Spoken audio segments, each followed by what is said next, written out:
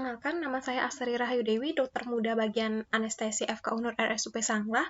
Pada kesempatan kali ini, saya akan membahas mengenai penggunaan NSAID, khususnya darah ketorolak dalam penanganan nyeri akut.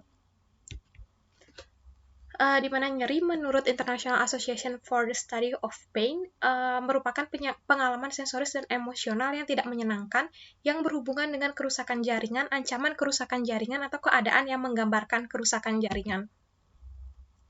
Adapun NSAID atau non-steroidal anti-inflammation drug merupakan salah satu opsi atau pilihan pengobatan dalam penanganan nyeri, di mana NSAID ini memiliki sifat analgesik, antiinflamasi, dan juga antipiretik.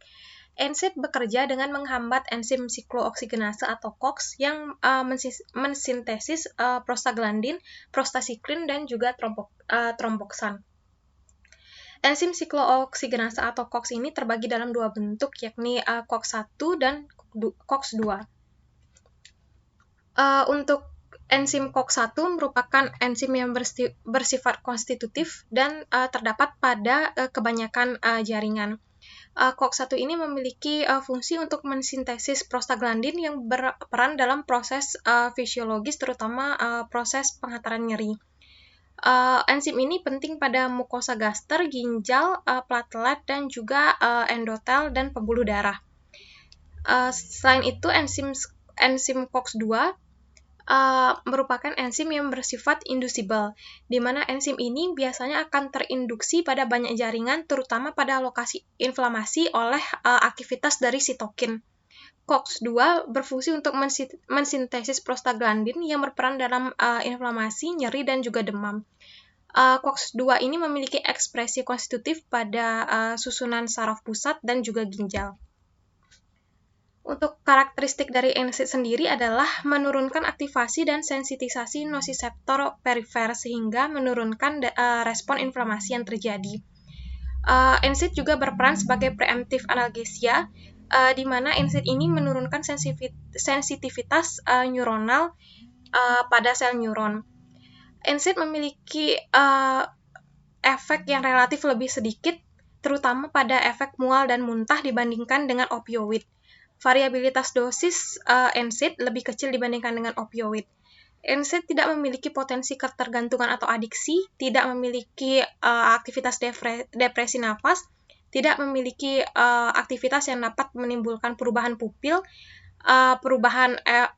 tidak memiliki efek kognitif, dan NSAID juga bersifat sinergistik dengan opioid. Salah satu golongan obat dari NSAID adalah ketorolak, di mana dari segi farmakodinamik, ketorolak ini menginhibisi sintetis prostaglandin dengan memblok COX-1 dan juga COX-2. Selain itu, ketorolak juga menghambat tromboksan A2, memberikan efek antiinflamasi dengan menghambat pelekatan granulosit pada pembuluh darah yang rusak, menstabilkan membran lisosom, dan menghambat migrasi leukosit PMN dan makrofag. Dari segi farmakokinetik, absorpsi ketorolak untuk bioavailability-nya adalah 80 hingga 100%. Untuk onset kerjanya apabila diberikan intramuskular adalah 10 menit, apabila diberikan melalui peroral adalah 30-60 menit. Untuk durasi kerja analgesianya 4-6 jam. Untuk peak serum time apabila diberikan intravena adalah 1-3 menit, 30-60 menit apabila diberikan intramuskular, dan 1 jam apabila diberikan per oral. Untuk peak plasma concentration-nya adalah bergantung pada dosis dan rute pemberian. Yang kedua dari farmakokinetik adalah distribusi, di mana obat ini merupakan obat yang protein bound.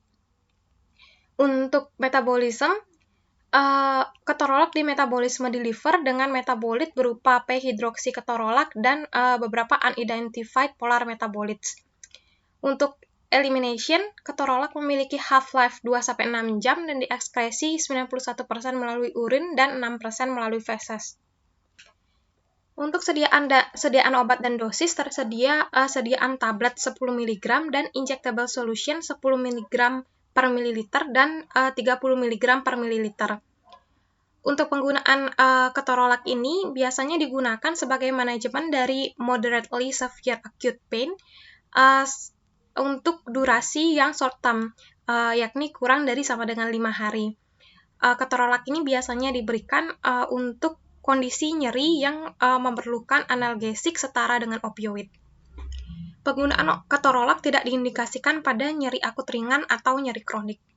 Untuk dosis apabila diberikan secara intravena, yakni 30 mg single dose atau 30 mg tiap 6 jam dengan maksimal dosnya adalah 120 mg per hari.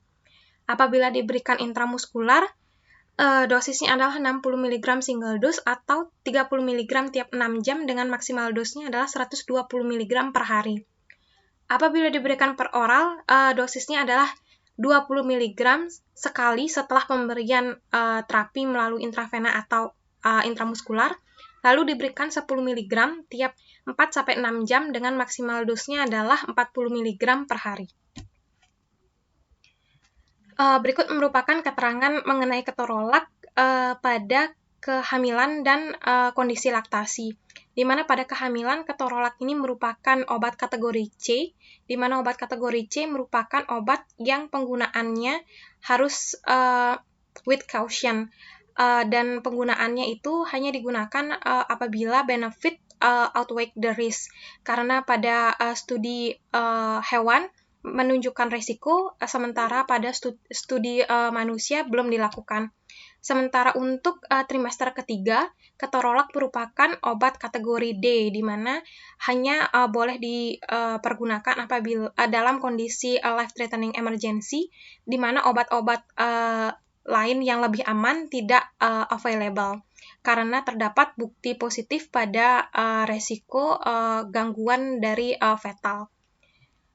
Untuk yang berhubungan dengan kondisi laktasi, ketorolak ini diekskresikan juga pada air susu ibu dengan dosis yang bervariasi, sehingga penggunaan ketorolak pada ibu menyusui dikontraindikasikan.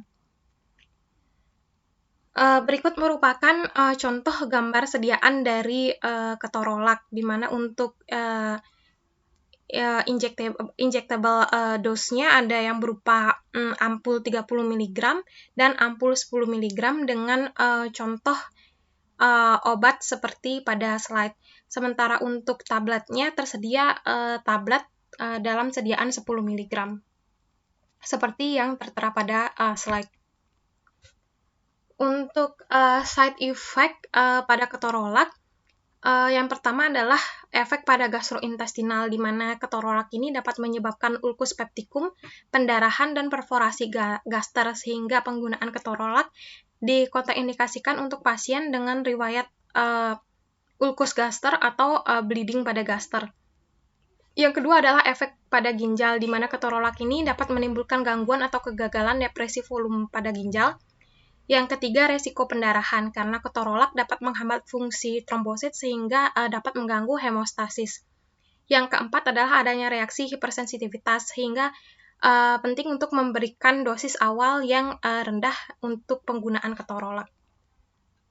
Demikian yang dapat saya sampaikan. Terima kasih atas kesempatannya. Sampai jumpa di kesempatan selanjutnya.